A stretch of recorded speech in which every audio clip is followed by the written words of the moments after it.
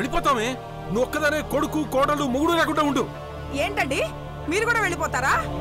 నిన్ను కట్టుకున్న తర్వాత ఎప్పుడో కాశీకి వెళ్ళిపోయేవాడిని. ముగ్గురు పిల్లల్ని పోషించలేక వెళ్ళిపోయాడన్న చెడ్డ పేరు రాకూడదని ఉన్నాను. ఇంకా చాలే ఆపండి. నేను వీళ్ళ కోసం ఎన్ని త్యాగాలు చేశాను. ఇప్పుడు వీళ్ళ పెళ్ళాలు వచ్చాక ఎవరి దారి వాళ్ళు చూసుకుంటున్నారు. ఎందుకో తెలుసా? నీ మొహం చూడలేక. అమ్మా, ముందు అర్జున్ని ఇల్లు వదిలి వెళ్లకుండా చూడు, లేకపోతే మేమందరం వెళ్ళిపోతాం. అరే అర్జున్, అంజలి వస్తుందిరా. దానికోసం నువ్వు వెళ్ళి మమ్మల్ని ఇబ్బంది పెట్టుకు. వస్తుంది వస్తుంది అని ఎదురు చూస్తుంటే నా చావే వస్తుంది.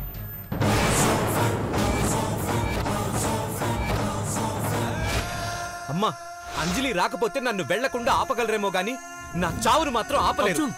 ఇంకా 10 నిమిషాలే టైం ఉంది. అర్జున్ బాబు, అరే రే, సూసైడ్ చేసుకుంటావేంట్రా? అదే కదే వాడు చెప్పేది. అర్థం కావట్లేదా? అర్జున్ కోసం అంజలి ప్రాణాలైనా ఇస్తుంది. భర్త మీద ప్రేమ అంటే అదే. నువ్వేంటే ప్రాణాలు తీస్తున్నావు? అమ్మతో ఇక మాట్లాడి నానా, ఆవిడిష్టానికి వదిలేయండి. ఇక చాలే ఆపండి. మీరు ఒకటైతే నా గతేం కాను. అంజలి ఇంట్లోకి రావాలి, అంతేగా?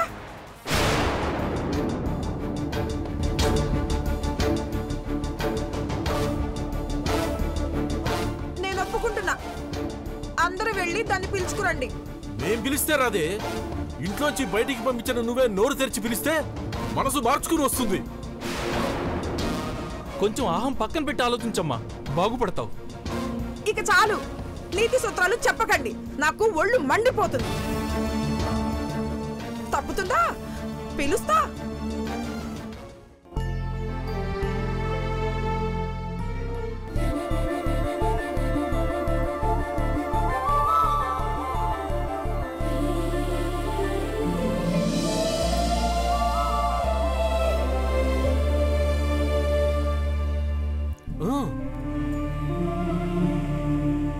నువ్వుండు వదినా.